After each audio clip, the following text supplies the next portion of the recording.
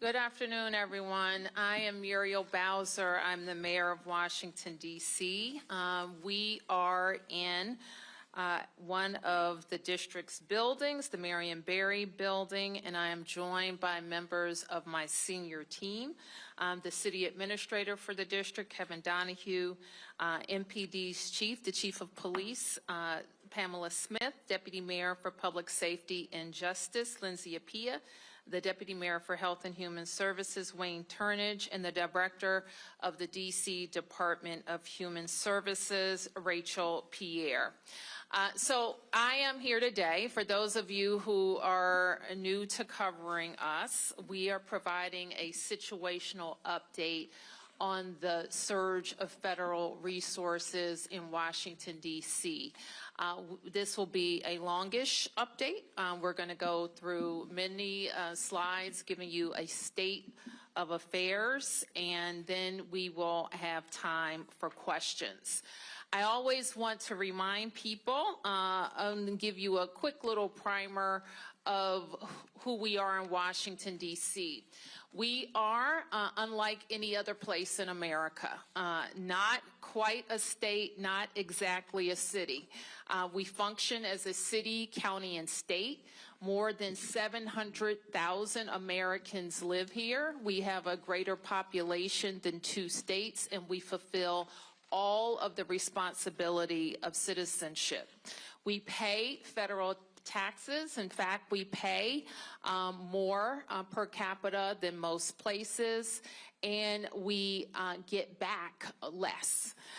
We have no voting representation in Congress. Our Congresswoman Eleanor Holmes Norton does not have a vote, and we do not have any voting we have no representation in the Senate.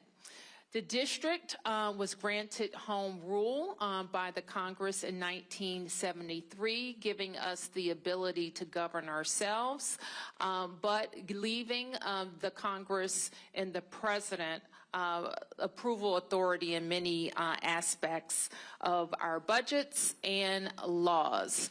And as I have discussed over the last couple of weeks, the Home Rule Charter that I just referenced also gives the President of the United States a special provision allowing the President to compel the Mayor of Washington, D.C.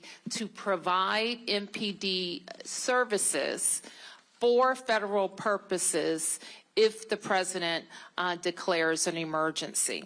So the district is coordinating with the federal government, our federal partners, while we are maintaining on all aspects of the presidential emergency, while we are maintaining the provision of excellent government services. Last week, I instituted an emergency operations center. At the time, we called it an incident management team that helps us to organize within the government how we respond to emergent situations. And responding, making sure we are getting back to the federal government and making sure that our lead agencies in DMPSJ and MPD have everything that they need from the Fed. We organize in this manner. This Emergency Operations Center will also allow us to support federal surge or any federal task force activities beyond the emergency. So today we will be mainly focused on 3 of the 4 work streams, and let's start with public safety. And you have heard us talk many times, and many friends don't know how unique our system is in Washington, D.C.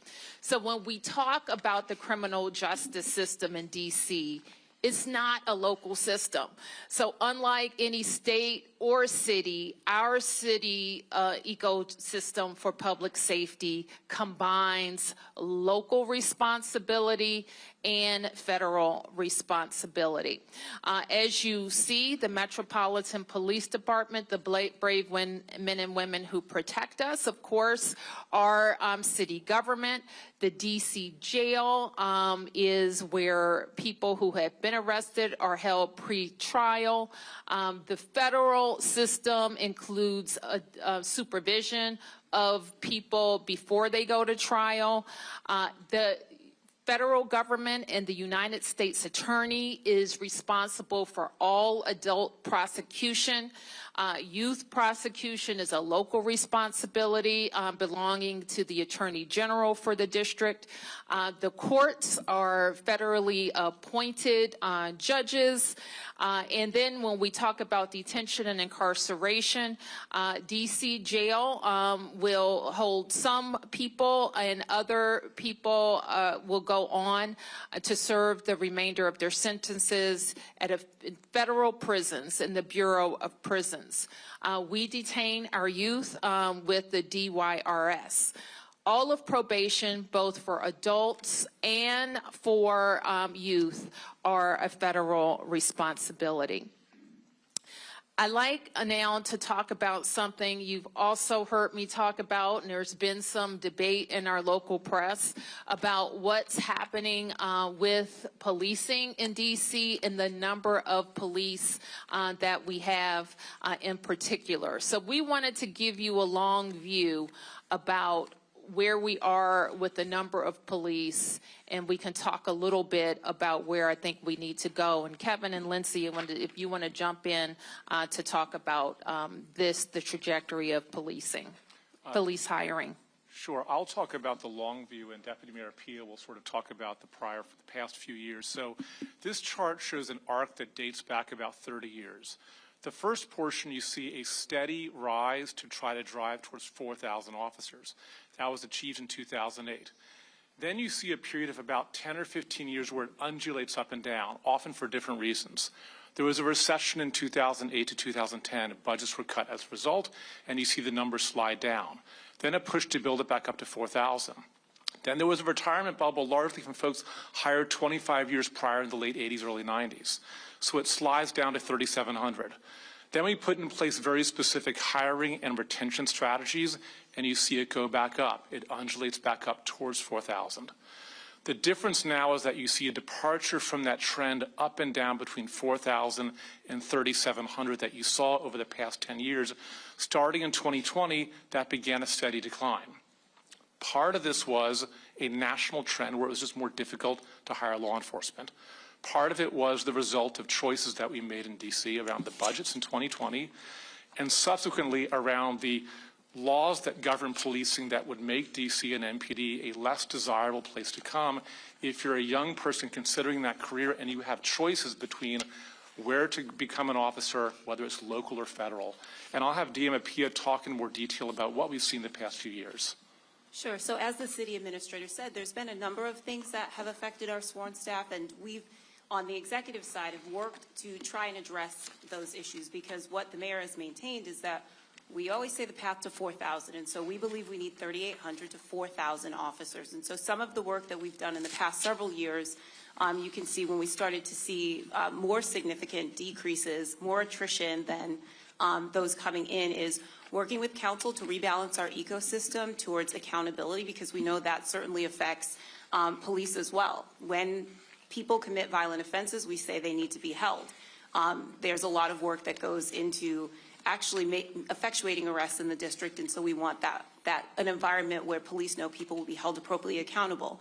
We also worked on rebalancing some laws that affected policing, the ability to pursue, the ability to what serious use of force looked like, to ensure that we were engaging in constitutional policing, but adjusting an environment that had become what we would say out of balance in supporting good constitutional policing. And so we made a number of those changes. We also instituted a host of incentives and across the board listening to officers what they wanted, from hiring incentives to new CBAs to retention bonuses to things like take-home cars, and a variety of incentives both to retain our officers as well as to invest in bringing new officers in the door, and also in growing our cadet program and building a local pipeline of people, young people, predominantly from our city, to bolster our numbers. And so we continue to do that work to stabilize and to increase our force strength to what we believe is where we need to be, 3,800 to 4,000 officers. All right, so we wanted to show this slide, and you've heard me say, and I will continue to say, we need at least 500 new officers, to hire 500 new officers over the course of the next several years, to have the number of officers that we need and to decrease the amount of overtime that we use. And so I want to move on to share with you, and I know that there have been data shared throughout this period, and this is a chart. It's been it shows, and this is the type of categories that the chief reports to me on a weekly basis about what's happening in crime in the district. We've highlighted the area in yellow that shows the impact of the surge of FBI, DEA, ATF, and Park and Capitol Police and other federal agencies in the district. And the federal surge has had a significant increase on crime in Washington, D.C. And we greatly appreciate the surge of officers that enhance what MPD has been able to do in this city. The most significant thing that we are highlighting today is the area of crime that was most troubling for us in 2023. Now, we have driven it down over the last years, but I'm going to get my glasses so I can make sure I can see it correctly. But for carjackings, the difference between this period, this 20-day period of this federal surge and last year represents a 87% reduction in carjackings in Washington, D.C. We know that when carjackings go down, when the use of gun goes down, when homicide or robbery go down, neighborhoods feel safer and are safer. So this surge has been important to us for that reason. I want to say that I have been personally engaged with Attorney General Bondi and the President's Chief of Staff, Susie Wiles, and I spoke with the President this afternoon. And I was reminded of our first meeting after his reelection, where we discussed shared priorities for the district. There, I was reminded that the President's interest in cities predates his time in office, and his knowledge of D.C. had significantly increased from the first time he was in the White House. And so we knew that the priorities around safety and investment in infrastructure would be on the President's mind. Now, since this surge has begun, it has been my charge to my team, especially the chief, to make sure that while we have federal resources, that we are strategically using them to enhance MPD's efforts and to make sure that we are getting the best outcomes for DC residents. While at the same time making sure that we're living up to our commitments to DC residents and protecting local control and our autonomy.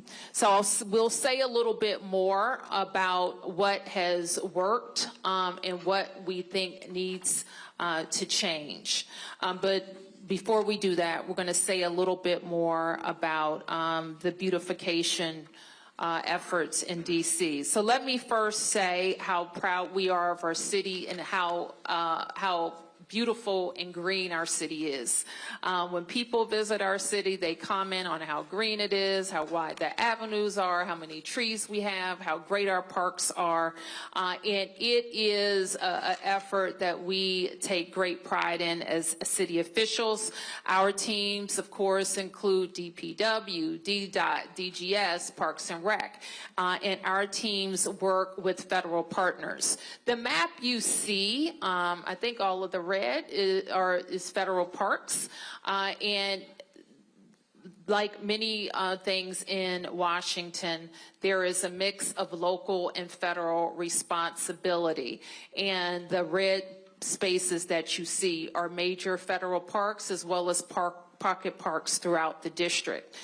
The district over the last 10 years, I have had a significant effort on improving infrastructure, especially alleys, local streets, trees, lights throughout the district, and you can see the change over these last 10 years of roads that were in poor condition to roads that are now in good or excellent condition.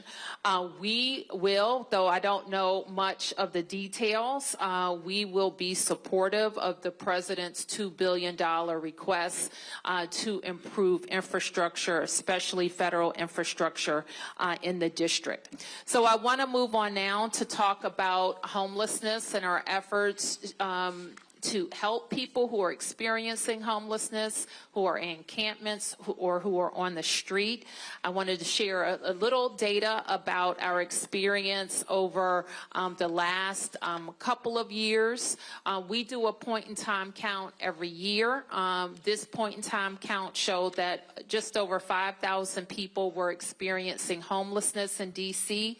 Most of those people are utilizing shelter. We achieved a decrease from 2024, which was our first major decrease in 3 years since the pandemic. We've seen an 18% decrease in family homelessness and a 4.5% decrease among single adults. Now, this sometimes people are surprised when I make this statement, but it is a fact. We have a relatively small encampment problem in D.C. It, however, is highly visible. We spent a lot of time with our outreach staff at encampment sites trying to connect residents to services. It is among the most difficult human services issues of our time. Connecting people who are frequently have very significant mental health issues to services and getting them to voluntarily accept services. So you'll note that in January 23, this was the height, we think, of our encampment proliferation with 94 locations. By 2025, that was down to 74 locations. The number of people we believe were in those encampments at the height were 294 people, down to 128 people by July of 2025. So what we're doing now, there has been, and it is also our belief that our system can accommodate everybody inside. So this week, I think Thursday or Friday, we are going to do another census count of unsheltered people in D.C. That will give us an accounting of if any tents remain, where those tents are, the number of residents living there, and the number of people who may not be in tents but are still on the street. We want to know where they are so that we can connect them to services and get them to come inside. So I just want to wrap up by talking a little bit about next steps. Firstly, in the next couple of days, I will issue a mayor's order that spells out how our Emergency Operations Center will continue to engage with the federal clean and safe and beautiful task force and ensure that task force resources continue to be strategically deployed in the district. This is what we think in just a couple of weeks of experience has worked. Having more federal law enforcement officers on the street. We think having more stops that got to illegal guns has helped. We think that there's more accountability in the system, or at least perceived accountability in the system, that is driving down illegal behavior. We know that we have had fewer gun crimes, fewer homicides, and we have experienced an extreme reduction in carjackings. What we know is not working is a break in trust between police and community, especially with new federal partners in our community. We know having masked ICE agents in the community has not worked, and National Guards from other states has not been an efficient use of those resources. What's still needed is, in the city, we're going to continue to need more police. We continue to need more prosecutors, more judges, more effective prevention programs, and we need to ensure local control. We also know what has helped us in the last 2 years drive down crime numbers. We looked at the ecosystem similar to the changes we saw in the police numbers. And we advanced legislation, the council advanced legislation, but we know there's more to do. We will continue to work with the DC Council and the Attorney General on legislative changes that will promote more accountability. We will approve the police contract to retain our force strength and look for other ways that will help us recruit and retain high-quality officers.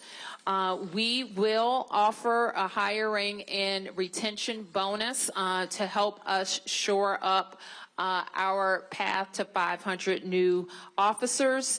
And we, of course, are focused on ensuring accountability throughout our system. There are other non-law enforcement things that we will continue to focus on to promote safety, including unifying our violence intervention programs, increasing the capacity of our homeless services programs, making sure we're providing more mental health services to youth and adults, and delivering a new residential youth treatment center. Now, while this isn't a work stream of the federal task force, we include it in all of our discussions, and that's how we recharge the district's economy. You have covered a lot the problem with the CR that caused us, the most recent CR that caused us to have to cut $1 billion from our budget, which in fact impacts our ability to quickly pay raises for firefighters and police officers. We are also very focused and working with the feds on stabilizing the federal workforce, accelerating land transfers where it makes sense, modernizing federal leasing, and other specific DC incentives that will promote our economic growth and recovery from many of the changes in our federal landscape. So that is a quick update, quick-ish update on where we've been in the last 2 weeks and where things stand. So with that, we'll be able to take a few questions. Let me get you, please. Thank you. Raphael with Channel 9. Yep. Mayor, it says that there have been 2 questions. There have been more than 1,500 arrests. Can we make the distinction between, or how are we quantifying between a federal arrest or an MPD arrest? And then another question for Chief Smith. Chief Smith, I think we made it clear that there's a trust that's been broken because some of the lines are being blurred when people on the street see MPD and federal agents responding maybe to the same scene. Perhaps to you it's clear who's doing what, but to the community it's not. How do you build that trust after the surge? So let me just answer the question on these data represent MPD and federal arrests, but maybe not all federal arrests. Okay? And Chief, you want to talk about Crest? Sure. Just a second question with regard to building community. We've come a long ways, I believe, here in the District of Columbia with police and community. We know that there is some work for us to do once the surge ends. We need to make sure that we are in our communities again. We're still there. We're still working with our community, and we're still creating, if you will, a space where we can have Q&A and answers with regards to our federal partners. We have worked with our federal partners. This is nothing new. We just have an enhanced presence, right? One of the things that I shared maybe a couple of weeks ago is that we have been specific in the locations where we would like for our federal partners to support us in with respect to those areas where we've seen a little bit of high crime, and we placed them there in those locations with us to support those efforts. Yep. Right here. Mm-hmm. Good afternoon, Felicia Ashley, ABC7. In talking with Community and Interactions, the Joint Task Force just sent an update yesterday that MPD made a request to have Joint Task Force staffing at certain metro stations as it relates to where school areas are at the start of school. Can you elaborate on what that partnership will look like and also your intention and hope behind that request as well? So with respect to the metro stations, I think that's really Metro Transit because I don't have oversight over the metro stations. With regard to having a federal task force available to us, when we do see surges and spikes in crime, it will certainly be helpful for us. We know that our federal partners work with us when we have various operations, or some folks like to call them takedowns around the city, very complementary in that space. And the expectation is that we will continue those efforts and hopefully have the opportunity when we want to conduct different operations or different surges, we can call upon them to be able to support us. Yep. I'll get you in a second. Yep. Madam Mayor, give thanks. In your conversations with the president, what assurance did you get that he would not attempt to go beyond the 30 days?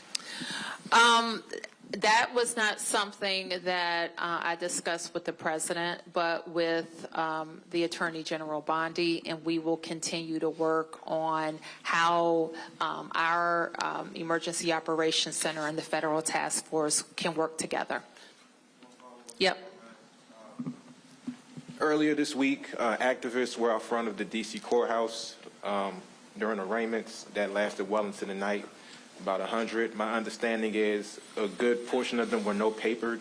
I just wanted to get your thoughts around that, just seeing as though police are arresting people. Yep, that's a great question. We don't have any information around what the courts have done or what the U.S. Attorney has done. We just don't have that information available for this briefing, but I do think it's important to understand. Mayor? Yes. Could you respond to the plan by the federal government, the Department of Transportation, to take over the management of Union Station? Well, the federal government owns Union Station, and I think that I don't know the details of what will happen. If it's just about management, that I would consider that step one. If it's about what Union Station needs for its total transformation, that would be an amazing initiative for the federal government to take on. I have had a very early conversation when I visited the president during his most recent transition about Union Station and how that could represent a very significant and good investment for this region. Mayor? Yep. Hi, Tom Fitzgerald from Fox 5. We've seen some remarkable scenes from the people of Washington, D.C. over the last couple of weeks, reacting to the situation, dealing with the situation. The protest in front of the courthouse was mentioned. When you've looked around the district, what do you have to say about how the people of Washington have reacted over the last couple of weeks? I think DC residents are being, what I would expect from DC residents to be very focused on autonomy, local control, and their neighbors. So I think DC residents are very concerned about each other, and they're very concerned about their rights as Americans. So yeah, I think DC residents are defending their city, they're promoting their city, and they are giving me ideas, talking to me, and trusting my judgment. Yep. Yes, Chief Smith, Randy Bass with DC News Now. Can you speak to any kind of hesitation that we might be seeing in the community when it comes to working with not only MPD, but working with federal law enforcement, creating that community connection, and any kind of hesitation when it comes to seeking out emergency services right now? Well, what I can say, with our communities, our team is still working. We're still doing community outreach. We're still having the programs and initiatives that we typically had prior to the surge.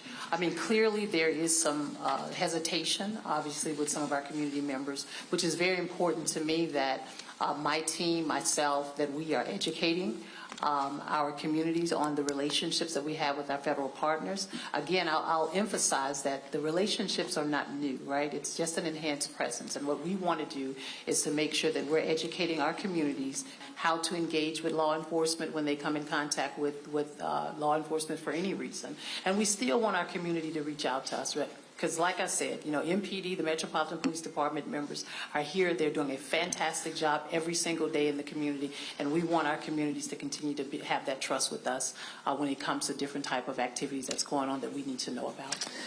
Now, if I could just add on to that, like, we don't know who's not calling, but we do know a lot of people are calling. And on that data sheet, which now I can't see, so. Yeah, so you'll notice on the data sheet, it has calls for service, which in fact have increased during the surge. One of the things that we know about DC residents and visitors is that we're the fourth busiest 911 center in the country, right? While our population is not necessarily the fourth. So we encourage people to continue to call, continue to call or use 311. And that MPD continues to be our primary, this is our local police department that responds to calls for service. And so for those who feel hesitancy, although you can see a lot of people don't, those calls are quite high, that we'll continue to work with with MPD outreach, but all of our ANCs, our MOCRs, and everybody, for those who feel hesitancy, to continue to encourage engagement, because we do want people to continue to call when they need help. Let me go this way, and I'll come right over to you guys, okay? Yep. Two questions. The President Trump had said in prior days that he may look at a national emergency to keep the surge going, and then recently said that he doesn't think that is necessary. Do you think this is going to end after 30 days? And if it has been successful, do you want it to end after 30 days? What we want is local control of our public safety ecosystem, and that includes deployment of officers. And we want federal officers that work in coordination with us, DEA, ATF, FBI, who, as the chief just mentioned, work with us on major crime issues all the time, and our officers are familiar with working with them, and they have been helpful in the field. So do you think this is going to end after 30 days? I think we're going to have officers, and we want officers. We want to enhance our officer presence. And for the chief, the chairman of the Government Oversight Committee, Comer, sent a letter to you recently asking for all kinds of things, all kinds of records, and for transcribed interviews with 7 MPD commanders. Are you cooperating with that? How is that going? We will cooperate. We have been cooperating, and we will continue to cooperate. Thank you. Yes, sir. Yep. For the mayor, could you say why you believe the Trump administration exerting greater control over Union Station would be a good thing? They own Union Station. It's owned by the Department of Transportation. And it will be a good thing because that station has suffered from needing some say $12 billion, but let's call it at least $8 billion worth of investment in the renovation. And that is not something that the district will be able to support. It is an important regional asset, it's an important asset for the Eastern Seaboard, it's an important asset for the nation. So it is appropriate, in my view, for the federal government to make the necessary investments in the transformation of Union Station. Do you know whether or not they plan to make those investments? I don't. It's not in any current budgets, and it hasn't been for as long as I've been familiar with the plans. It has suffered from not being able to get the money that it needs for the renovation. Yep. Just Scott Gemmell with WTOP. Two questions for the mayor. First, what can you share, if anything, about the president's conversation regarding city roads, medians, infrastructure? He's been critical of those. And secondarily, possibly for the chief as well, how could you all be sure that MPD officers wouldn't be making the arrests that you showed on that data screen without the federal surge? Say that. Can you give me that last question again? Sure. Just how could you be sure that MPD officers wouldn't have made all of the arrests that were illustrated on those charts without the federal law enforcement surge? Well, we know, and I'll turn to let me just turn to the chief about some additional deployments that could have been made. Let me put it this way. If there were 500 additional MPD officers, that same activity, arrests, and gun recovery would have likely been made. That's it? That's it. The infrastructure, roadway criticism. The infrastructure and roads. I think that it was a very high-level conversation, and I wouldn't say it's any different than what he's already said about roads, medians, and grass. Yes. Thank you, Mayor Bowser. Joe Khalil with News Nation. You've said you agree with the $2 billion investment that President Trump is asking Congress for D.C. He has said he expects those projects could take anywhere from 6 months to a year. So do you expect that timeline is accurate? And if it is, do you expect there will be some kind of federal presence here in some form for a full year doing that? I have no idea what the projects are, other than what I've heard or the timeline. Our experience with those type of projects is they take long, but I couldn't comment on that because I don't think there's been a listing of projects. And you've acknowledged here that some of the crime has come down significantly in the federal takeover here. There are surge in the surge. Federal surge. Excuse me. There are several other cities President Trump has floated also for potential National Guard presence. A lot of those cities' leaders have pushed back on that. Would you recommend that they accept the Guard or federal resources as has happened here? Let me just say this. We're unique. I'm the mayor of Washington, D.C. My comments relate to Washington, D.C. And we are unique in that we're always going to have a different relationship with the federal government because we are the seat of the nation's capital. And so that's different. So I wouldn't comment or extrapolate to any other place. This is what we are dealing with. And what was that your whole question? Okay. Yeah. This is Campbell Robertson with the New York Times. Chief Smith, and y'all kind of answered this a few minutes ago, that the operations that are unfolding are very much what y'all would be doing if there were 500 MPD officers.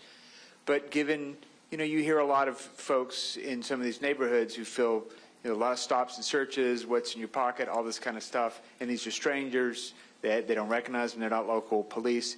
Your initial concerns about trust, do you feel that the way these operations are being done are exactly what MPD has been advising the federal partners to do, or do you concern that it's a little bit too aggressive, and do you have worries of what effect it might have on communal trust going forward? I think anytime you have an influx of anything, there is some concern, and especially in this case where we've built relationships with our community and now we have additional law enforcement officers present, which is why it's really key and important for me to make sure we have the Metropolitan Police Department officers aligned with our federal partners. Some of the things that you're seeing is some of the ask and requests from community. Community wanted to see more traffic stops. They would like to see more police officers present in various communities. And so what we've done has been very strategic and thoughtful about taking into account some of the requests and also making sure that in areas, I'll just use for an example like the traffic safety compliance checkpoints, right? I've heard since I've been here over and over again that officers are not conducting traffic stops. And so we initiated the traffic safety compliance checkpoint in order to ensure that we can educate folks about traffic and traffic safety. Number one, opportunities for us to ensure that we are getting guns off of our street if guns are present. And then number two, making sure that our operators are operating the way they should based on vehicle traffic laws. And so I don't think we're doing anything any different in that space, with the exception of the fact that we have an additional surge, if you will, of police officers, and we'll continue to do that. If they're here, we will utilize our federal partners in spaces and places where we have heard from our community, and when we've looked at our own data and analysis in areas across the city where we know that we've had a certain spike in crime, and we'd like to see that reduced. And what you've seen over the last 2 weeks is the efforts with having an additional 500 or so officers supporting us in that area. If I could just, I want to maybe go in a bit more detail, and I'm wondering from the slide if we can pull up the data chart again, because I do want to highlight, it's a complicated slide, so I want to make sure since you all have a copy, it's read well. So when we look at, in any circumstance, has there been a change in crime reported? We can slice it and compare it different ways. So the one you see in yellow is the most traditional way that we and other people compare crime now to when we ask ourselves, how are we doing? Which is we compare how crime is now to the same period of time in the prior year. The reason for that is that crime can be seasonal, so we want to have a consistent basis for comparison. In the yellow, you see the most traditional comparison that we have, which is over the period of time in which we've had a federal surge this year, what did it look like last year? And so you see fairly precipitous declines, particularly in robbery, carjacking, and overall violent crime. If you were to go to MPD's website and look at crime cards and look at violent crimes with a gun, it'll more or less mirror the robbery, about a 60% reduction in crimes involving a gun when we look at the period of time now to the past time. But then, because of the scrutiny, said, well, what else, how else do we look at it? So if you look at to the right of the slide, you see, well, let's compare within this year. Look at the 20 days since the federal surge compared to the 20 days prior. And the way to read those numbers is not based on last year, but recognizing we already had good momentum coming into the federal surge, and it made it better. And so on the far right, and I'll just sort of look at the violent crime, the very far right was sort of the year-to-date prior to the date of the surge. It was down about 26%. And as a result of the drops we've seen during the surge, you see it tick upwards. And the most significant manifestation of this we really see in carjackings, which, as the mayor said, is a crime that strikes fear in many people because you can be targeted quite randomly. And that's where we've seen the largest impact of nearly a 90% change when we look at what's happened during the past 20 days and what looked at this in the past year. So that's for the totality of that slide. Okay, who hasn't? Mark? Thanks. Mayor Bowser, I'm wondering if you could put some meat on the bones of your conversation with the president, particularly what you told him about, I mean, did you thank him as you did here? I mean, basically, this has been pretty pro-surge press conference briefing. This is pretty pro, we have seen reductions in crime. And this comes just after President Trump said, Mayor Bowser better get her act straight or she won't be mayor for long. So I'm wondering if this is in response to that, what you said to the president, what he said to you, did you push back at all? Because while, yes, the numbers are down, when we look at what's happening in the streets, there are a lot of neighbors who are really upset and not happy about seeing masked federal agents. You didn't say anything about the detentions of ICE, what's happening with those people, if you're doing any tracking, if you're doing any. So I'm just wondering about that conversation, and if you gave any pushback to the president about the intrusion on home rule, and and what he told you as to what to expect in the future. Mark, let me say we had a what I would call a courtesy meeting with the president. I had following a substantive meeting with the Attorney General, who is his designee on this issue, along with the Chief of Staff. And I'm not going to talk about the details of that conversation. You have seen what I have laid out in terms of our concerns, and you have seen what I have laid out in terms of the benefits. And that is the huge number of federal law enforcement, not National Guard, federal law enforcement that have enhanced NPD's deployment capacity. Did you push back about the masks at all with either the Attorney General or the President about these law enforcement agents not wearing name tags? Mark, I'm concerned about masks. And so while I'm not going to give you like a rundown of every word that was said in the meeting, you can be assured that the things that we are very concerned about, we are working on a resolution for. And what about the ICE detentions? You haven't said much about those at all. Do you have any numbers on that, on how many people have been detained? And are you tracking who those people are, what's happening to those people? We do not have any information on anybody who was detained by ICE, as far as I know. And I am concerned for sure because we think anything that we do and anything that we're going to ask the federal partners to do is focused on violent crime. Mayor, about the economic impact of those ICE. I'm sorry, I don't know who's speaking. Okay. Okay.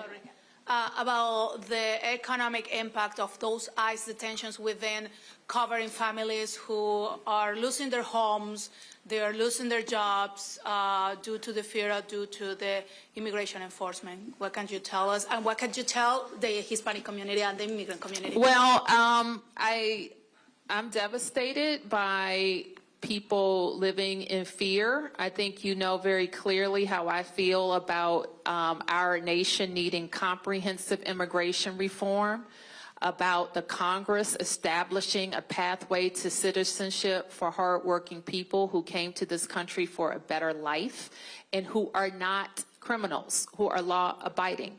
And I think when that question is finally answered, that's the only way to deal with this fear, or to deal with these agencies going after law-abiding people. Yep. Thank you. Olivia George with the Washington Post. Two questions. First, for the mayor.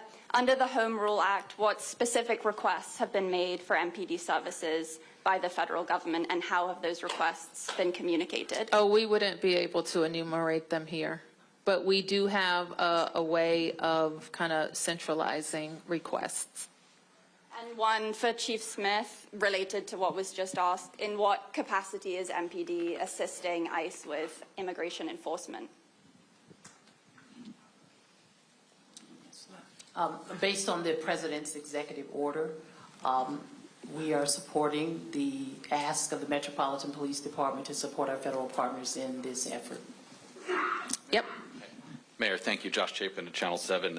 Unfortunately, we saw a murder this week. I know there were some people in the federal government that were counting days without homicide. It doesn't matter. Unfortunately, someone was taken. I'm just wondering, and maybe this is a better question for Chief Smith, but more officers going in, whether it's MPD officers or federal troops going into a place like Southeast or places where we've seen violence in recent weeks.